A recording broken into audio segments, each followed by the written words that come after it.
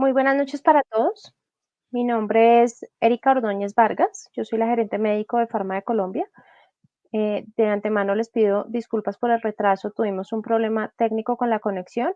Para mí, para todo el equipo de Farma de Colombia, es un placer compartir con ustedes este espacio que nos brinda hoy el ACMI, la Asociación Colombiana de Medicina Interna. Para Farma de Colombia siempre ha sido una prioridad contribuir a la educación médica continua y hoy pues no es la excepción. Por eso, hemos traído a ustedes el día de hoy al doctor Solón Navarrete para que hablemos de la importancia de la adherencia a los tratamientos cardiovasculares. El doctor Solón Navarrete es médico cardiólogo, epidemiólogo, tiene un magíster en imagen cardíaca y un PhD en ciencias biomédicas. Es cardiólogo del Hospital Central de la Policía Nacional y de Cardiolab, es miembro de la Junta de la Sociedad Colombiana de Cardiología y es el expresidente de la Asociación Colombiana de Cardiología para el capítulo de falla cardíaca. Doctor Navarrete, bienvenido. Muchas gracias por estar aquí hoy con nosotros. Bueno, muy buenas tardes para todos. No sé si hay una buena recepción. ¿Me pueden confirmar si el sonido es adecuado y si la recepción de la imagen es correcta? ¿Aló? Sí, doctor. Estamos Perfecto. viéndolo y escuchando. Bueno, muy bien.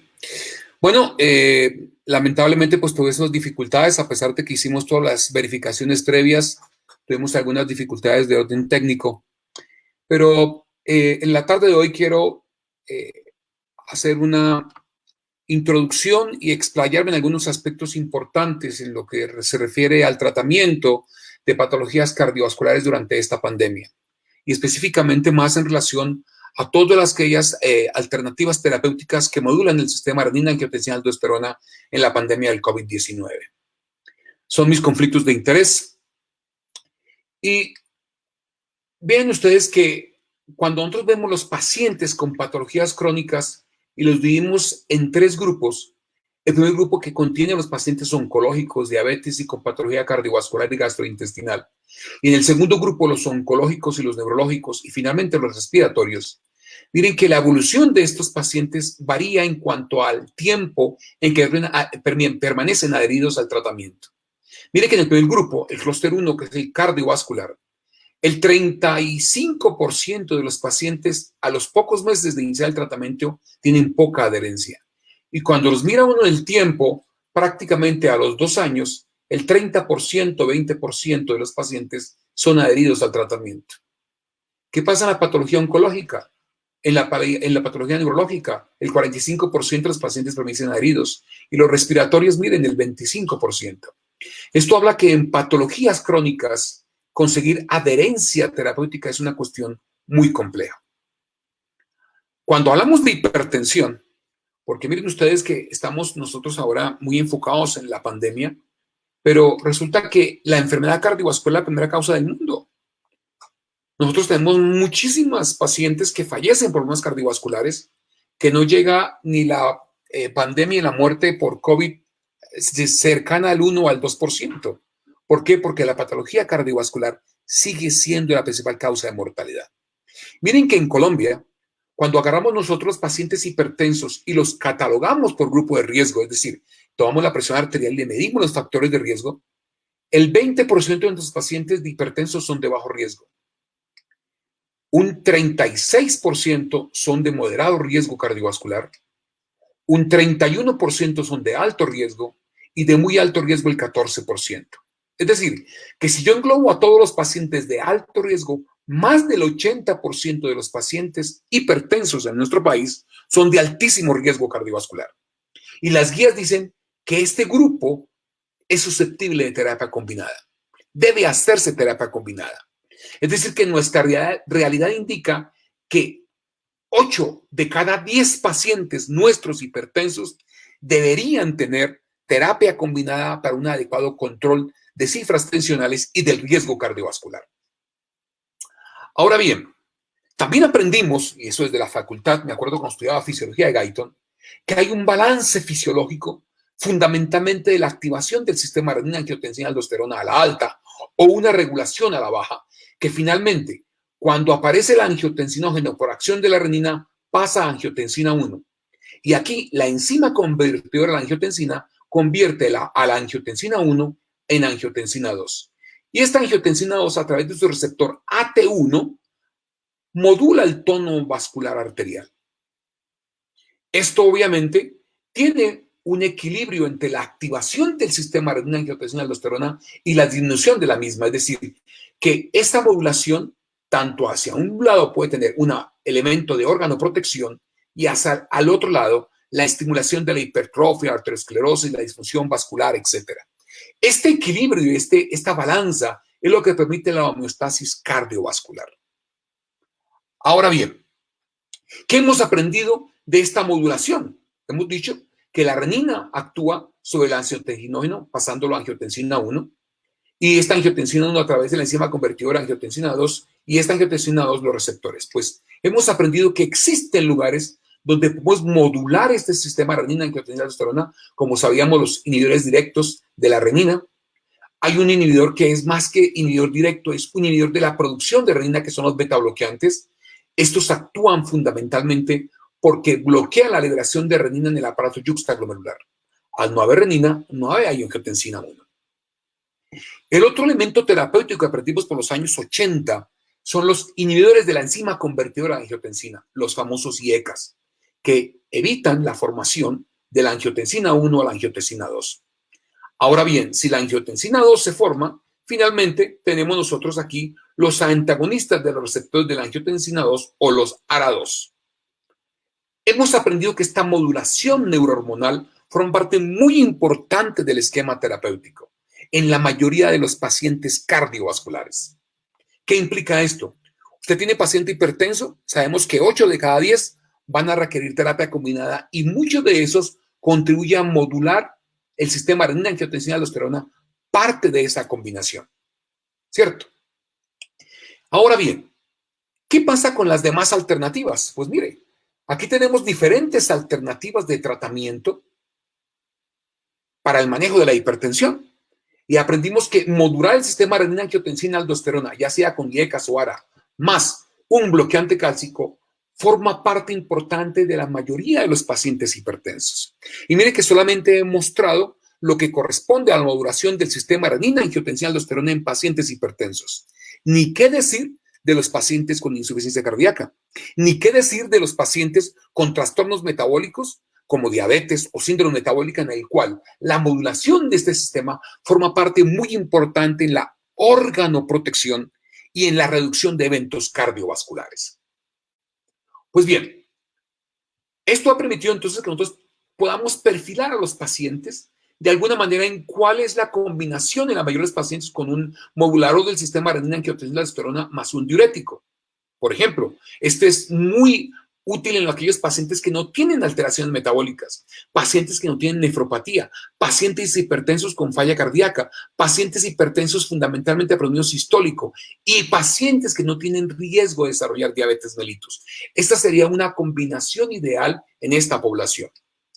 ¿Cuándo usar una modulación del sistema renina-angiotensina-aldosterona más un bloqueante cálcico? En aquellos pacientes que tienen síndrome metabólico o alteraciones metabólicas, aquellos pacientes diabéticos con o sin nefropatía, pacientes con enfermedad coronaria, con enfermedad arterial periférica y aquellos pacientes que no se controlan con monoterapia. Indudablemente tenemos unas alternativas en las cuales podemos perfilar a nuestros pacientes de acuerdo a su comorbilidad. Esto es muy importante tener en cuenta. ¿Por qué? Porque nosotros tenemos que el coronavirus ha puesto su radar, fundamentalmente ¿en dónde? En aquellos pacientes con ciertas características. ¿Y cuáles son estas características? Miren que habitualmente son hombres de mayor edad, que son diabéticos, que son hipertensos, tienen sobrepeso, que tienen enfermedad cardiovascular establecida y tienen enfermedad cerebrovascular.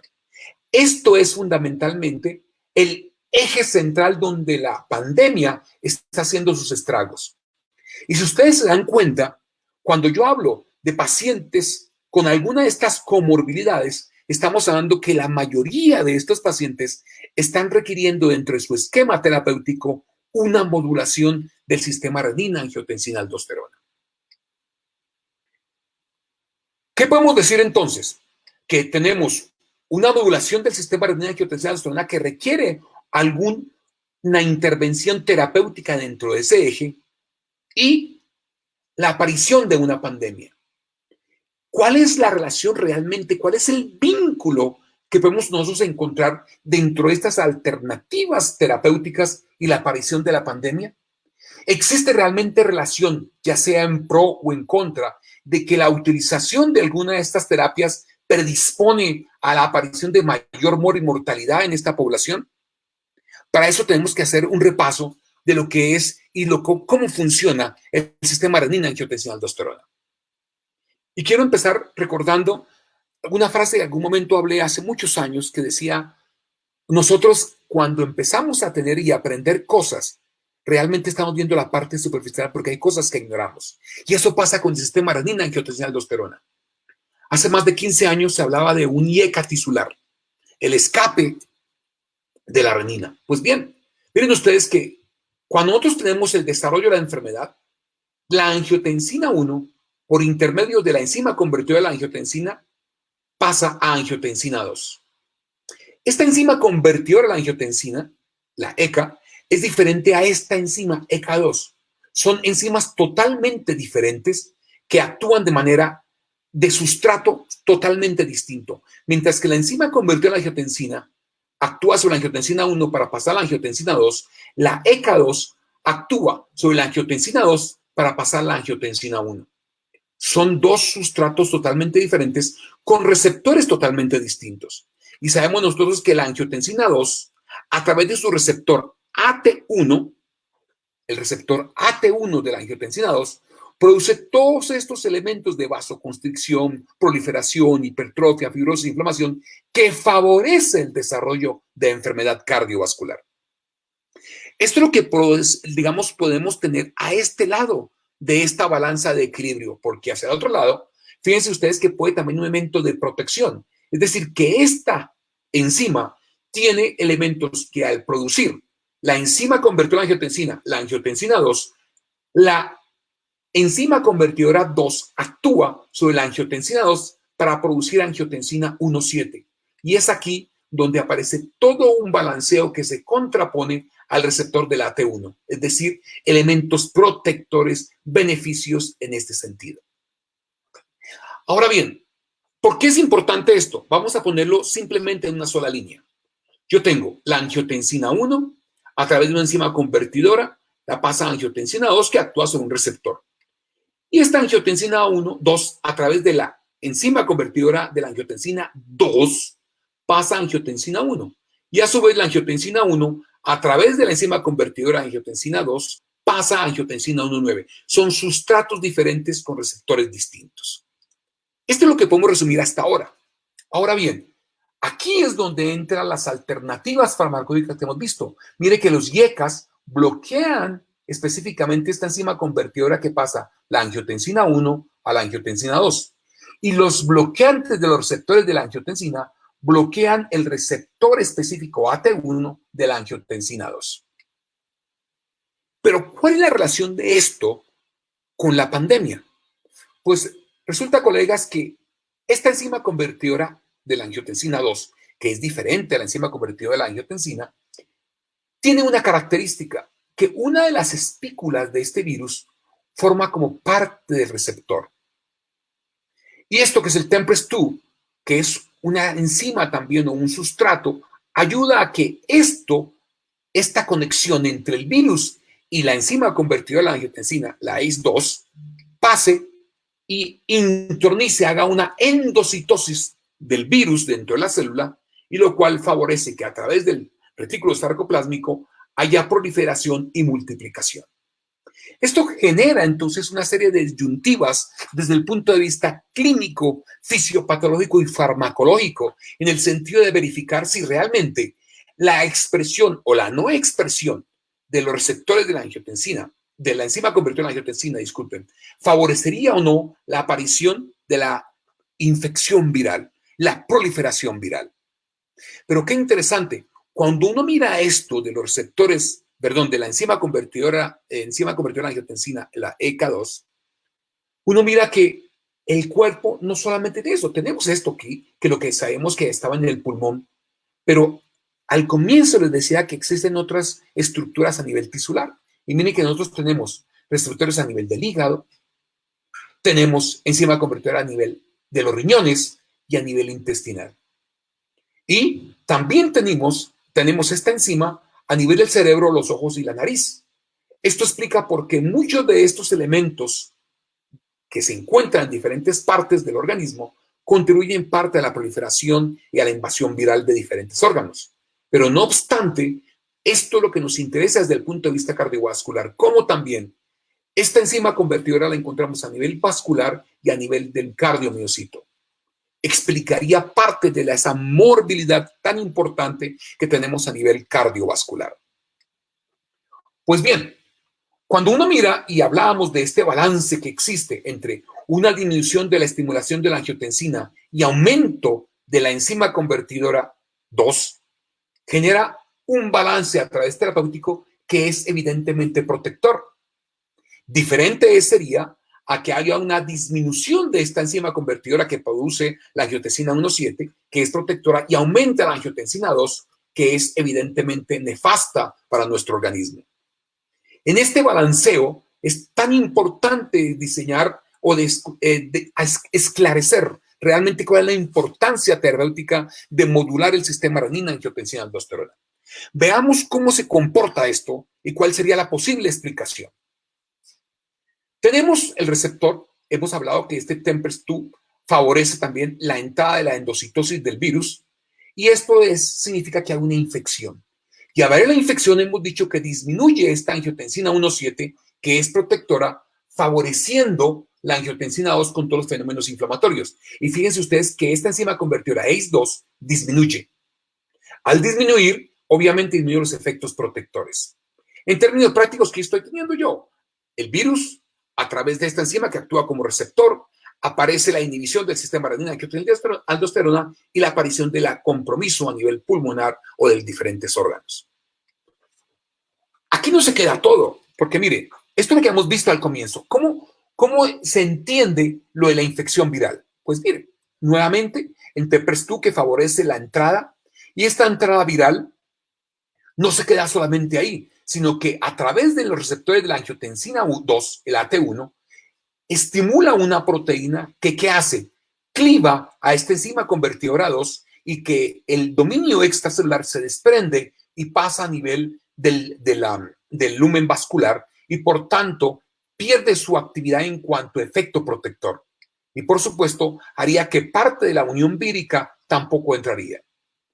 Lo que podíamos entonces dilucidar en forma esquemática y así como me decían en algún momento con plastilina, lo podemos ver aquí en esto. Tenemos el receptor AT1, tenemos la enzima convertidora de la angiotensina ACE2 y el virus. ¿Cómo se entiende esto? Pues bien, tenemos una enzima convertidora que actúa a través de la angiotensina 2 a angiotensina 1,7. Este es el cambio enzimático que se produce. El receptor, el angiotensina 2 va a su receptor y este receptor AT1 tiene el desarrollo de la enfermedad y todos los elementos negativos que hemos visto. Esto es por esta parte. Y en el otro lado, tiene los efectos a nivel de la angiotensina 1,7 en su receptor más, que tiene efectos de protección. Pero miren ustedes qué interesante. Este receptor AT1 a su vez estimula una enzima que lo que hace es hacer un clivaje, una separación del dominio intracelular del extracelular de la enzima convertidora 2, mandándola hacia la circulación. Por tanto, el virus de alguna manera se adhería a este receptor y por tanto no tendría una gran infección. Pero obviamente esto haría que estos receptores, esta enzima convertidora I2 vaya a la baja y por tanto se pierde el efecto protector. ¿Qué podría hacer esto en forma paradójica? Podríamos decir entonces que paradójicamente lo que nosotros tenemos aquí es una espada de doble filo. Sí, una espada de doble filo donde nosotros podríamos decir que hay efectos deleterios porque existe la entrada del virus a la célula, la proliferación y la multiplicación vírica a través de la enzima convertidora 2 que actúa como receptor del virus. Pero a su vez también tenemos elementos protectores porque la estimulación de la angiotensina 1,7 a través de este receptor tiene todos sus efectos proliferativos benéficos. ¿Cómo se interrelacionaría toda esta correlación desde el punto de vista neuroendocrino y cómo se manifestaría esto cuando tenemos la infección por COVID a nivel cardiovascular? Digamos que nosotros tenemos la exposición viral del día cero, hay un periodo de incubación del comienzo de síntomas, la aparición de síntomas, ya sea porque el paciente requiere algún tipo de asistencia respiratoria, resolución de los síntomas al 21 día o el paciente entra en falla orgánica y muere. Este proceso tiene indudablemente varios tipos. Al comienzo aparece el virus, puede haber irritación o lesión miocárdica, disfunción o aparición de las neurohormonas por una respuesta neurohormonal, que esta respuesta neurohormonal con los días se puede resolver, hay disminución de la sintomatología clínica o pasamos a la parte final donde lo que ocurre es realmente una disregulación neuroendocrina y neurohumoral con la cascada de citoquinas y todos los procesos nefastos a nivel cardiovascular. Uno mira esto y dice, oiga, cuando yo miro esto, ¿será que no tenemos un sesgo de observación y estamos tirando las flechas sobre un blanco, que ese blanco resulta que es la patología cardiovascular del paciente, las condiciones clínicas del paciente y no la terapia que está recibiendo? Y retomamos el concepto anterior. Ya vimos que existe una correlación entre el sistema renina-angiotensina-aldosterona y la patología cardiovascular. Abandonar tratamientos a nivel cardiovascular es de alto riesgo para eventos clínicos. Mire, tomamos este ejemplo. Vamos a tomar este ejemplo de pacientes que reciben tratamiento farmacológico para falla cardíaca. Específicamente, aquí usamos un medicamento que modula la frecuencia cardíaca, que es la ivabradina. La ivabradina, mire, el primer punto primario, cuando el paciente, dice aquí el paciente está adherido o no adherido, y cuando el paciente no se adhiere al tratamiento, mire que existe mayor mortalidad, a mayor hospitalizaciones, y cuando hablamos de toda la muerte cardiovascular, los pacientes no adheridos también tienen mayor mortalidad. Ni qué se va a decir de lo que ocurre en los pacientes con patologías como hipertensión arterial, trastornos metabólicos, diabetes, donde aumentan los daños de órgano blanco como es el riñón, corazón, cerebro vascular y finalmente la muerte. El impacto que se tiene de abandonar tratamientos implica una mayor morbimortalidad. Pero queda la duda que si esa espada de doble filo realmente es dañina o no, y si deberíamos suspender los tratamientos por ese link fisiopatológico que en teoría produciría una mayor cantidad de predisposición a la infección viral, a una disminución del efecto protector de receptores de la angiotensina 1,7.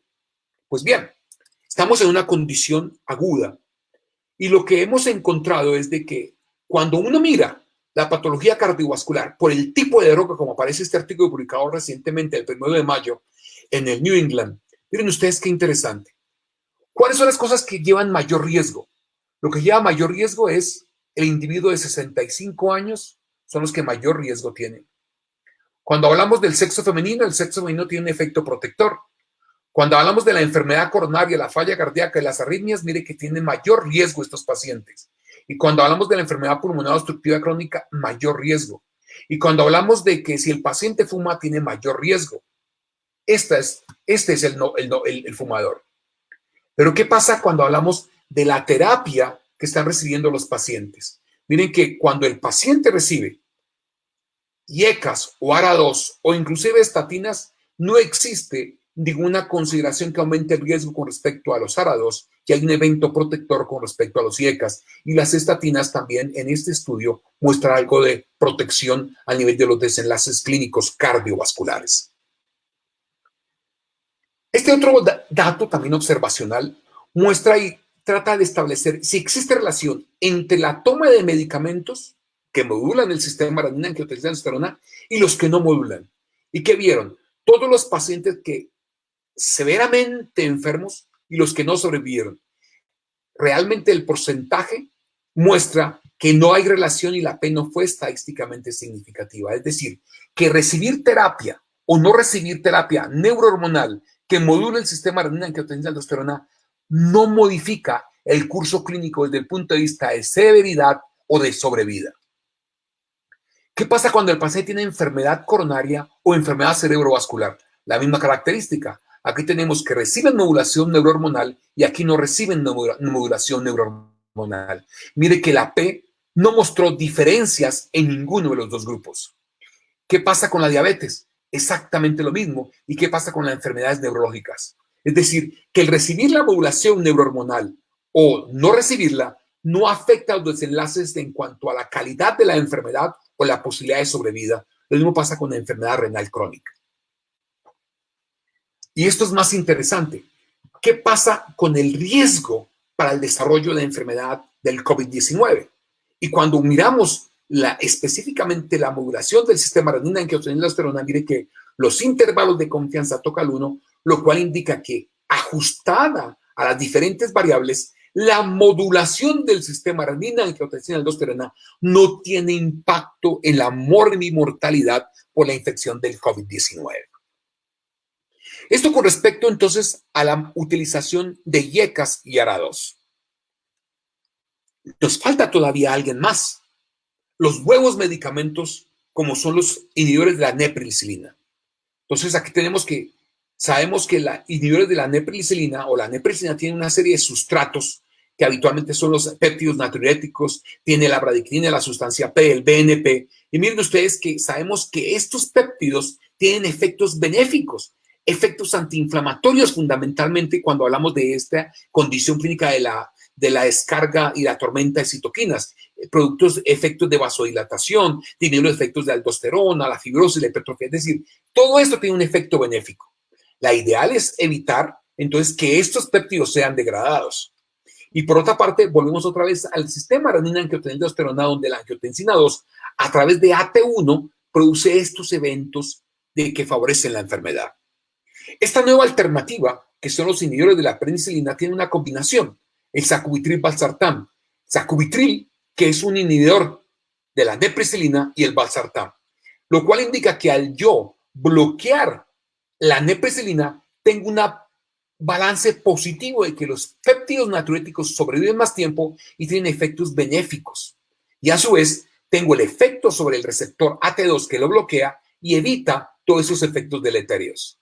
En términos prácticos, un inhibidor de la penicilina implica que estos fragmentos que se hacen inactivos se hacen y se perduran el tiempo más activamente con estas características. Incrementa los péptidos natriuréticos, obviamente.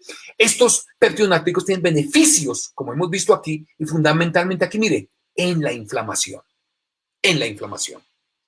Lo cual indica entonces que estamos aquí en una ambivalencia y en una dualidad en saber si estos receptores, esta enzima convertidora que figura como receptor del virus, puede tener un efecto protector porque estimula la angiotensina 1,7 con todas las cosas, o porque cambia esta característica, se hace menos visible y por tanto tiene un efecto dañino al predominar la angiotensina 2.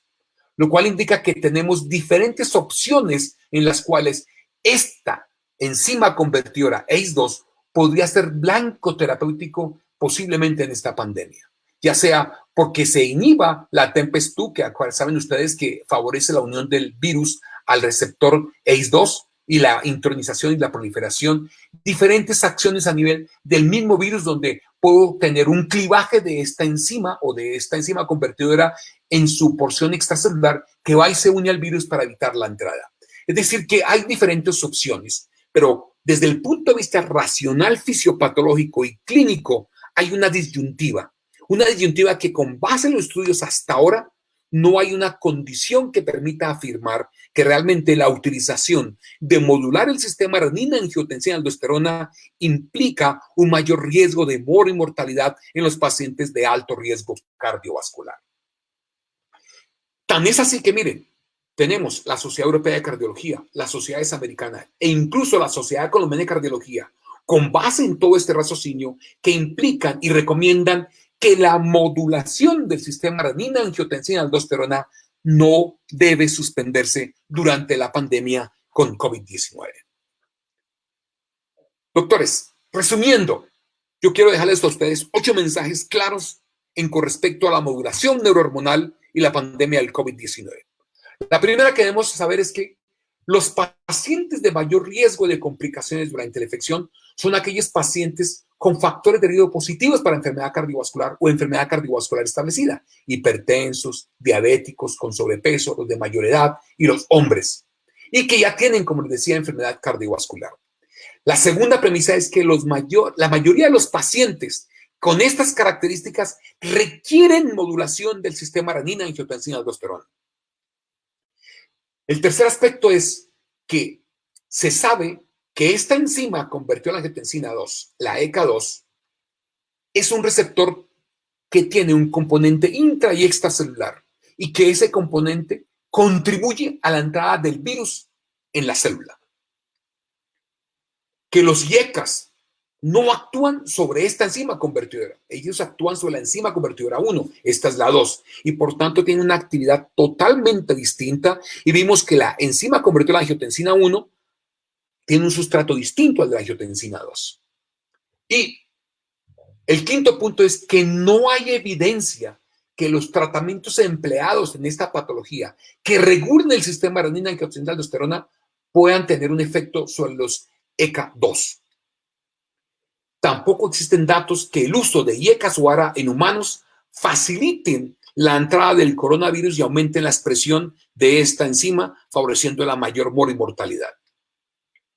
Y también se especula que probablemente esta enzima pueda ser parte de opciones terapéuticas en un futuro no muy lejano, ya sea desde el punto de vista antiviral o en protección cardiovascular. Y finalmente, el mensaje es que a la luz de la información actual, no se debe suspender la modulación del sistema renina-angiotensina-aldosterona en los pacientes que así lo estén recibiendo y con COVID-19. Doctores, espero haberles resumido todo lo que se conoce hasta ahora de la modulación neurohormonal del sistema renina-angiotensina-aldosterona y las recomendaciones de no suspender los tratamientos cardiovasculares durante la época de la pandemia. Muchísimas gracias y estamos dispuestos a recibir preguntas y comentarios.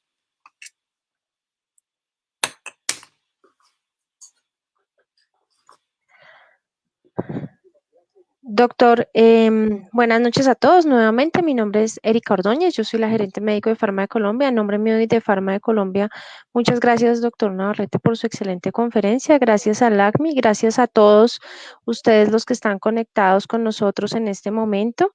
Estamos abiertos para que nos hagan sus preguntas. ¿Hay alguna manera de que la pregunta me la van a dar en voz alta o alguien la lee, llega algún máster? Porque tuvimos que cambiar de plataforma a última hora por los problemas técnicos, así que no tengo acceso yo a las preguntas.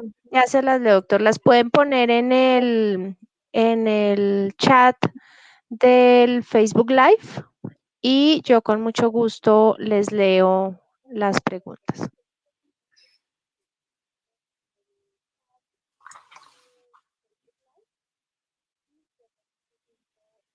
Veo que nos acompañan doctores de República Dominicana, de Perú. Muchas gracias a todos. Todos están felicitándolo por su excelente charla, doctor. No sé si alguien más tenga preguntas. Solo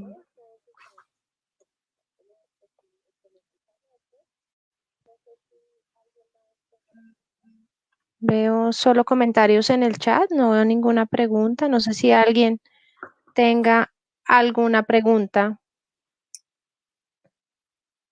Yo creo que no, doctor. Todos están muy agradecidos con su exposición, muy didáctico, muy preciso en sus conceptos, nos dicen en el chat. Doctor, nuevamente reiterarle, muchas gracias. Una disculpa nuevamente a todas las personas que nos están viendo, a usted, doctor, por los inconvenientes técnicos que tuvimos.